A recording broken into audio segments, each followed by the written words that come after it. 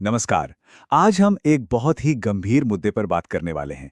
एक ऐसी घटना जो हो तो हमसे हजारों मील दूर रही है, लेकिन अगर ये बढ़ी तो इसका सीधा असर हम सब पर पड़ेगा।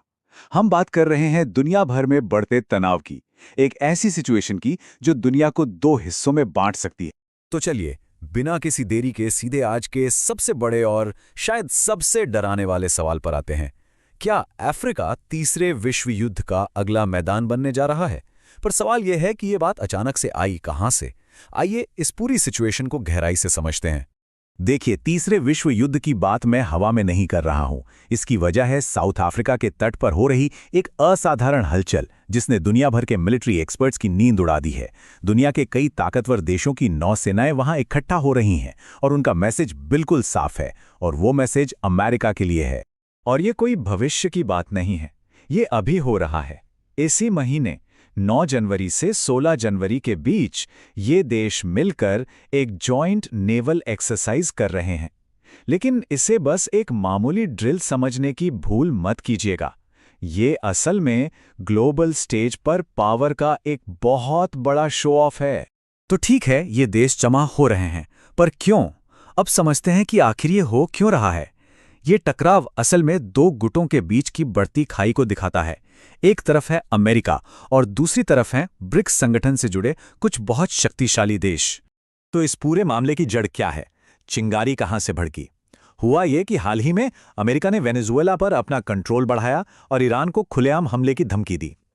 तो जवाब में ब्रिक्स गुट के देशों ने साउथ अफ्रीका में अपनी फौजी ताकत दिखानी शुरू कर दी है। ये एक सीधा जवाब है, एक एक्शन का रिएक्शन। तो कौन कौन है इस टीम में?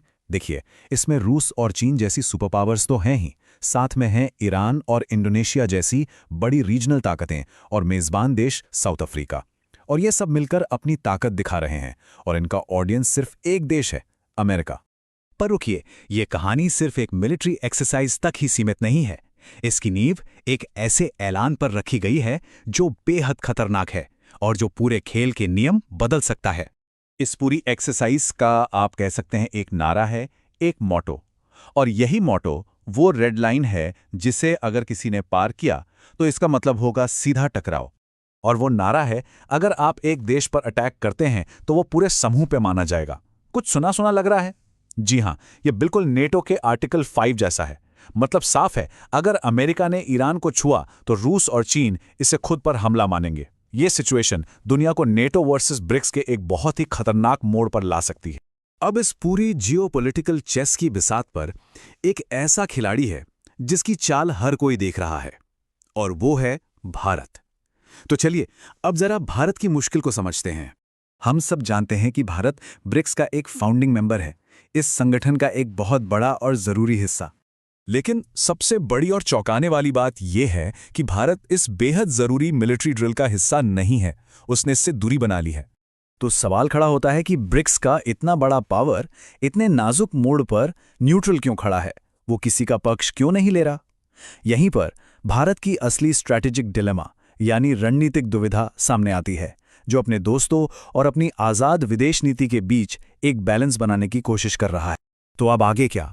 ये टकराव दुनिया को किस मोड़ पर ले जा रहा है? इसके नतीजे क्या हो सकते हैं? ये समझना अब सबसे ज़्यादा ज़रूरी है। जो तस्वीर उभर रही है वो साफ है। दुनिया दो कैंप्स में बंट रही है। एक तरफ है अमेरिका और उसके सहयोगी, और दूसरी तरफ है चीन और रूस का बनाया हुआ ब्रिक्स गुट। ये एक नए कोल्ड वॉर की आहट नहीं तो और क्या है?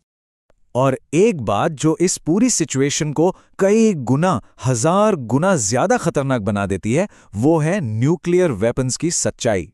इस तनाव के जो मेन प्लेयर्स हैं, अमेरिका, रूस, चीन, ये तीनों न्यूक्लियर पावर्स हैं। मतलब एक छोटी सी भी गलती का अंजाम पूरी दुनिया के लिए विनाशकारी हो सकता है।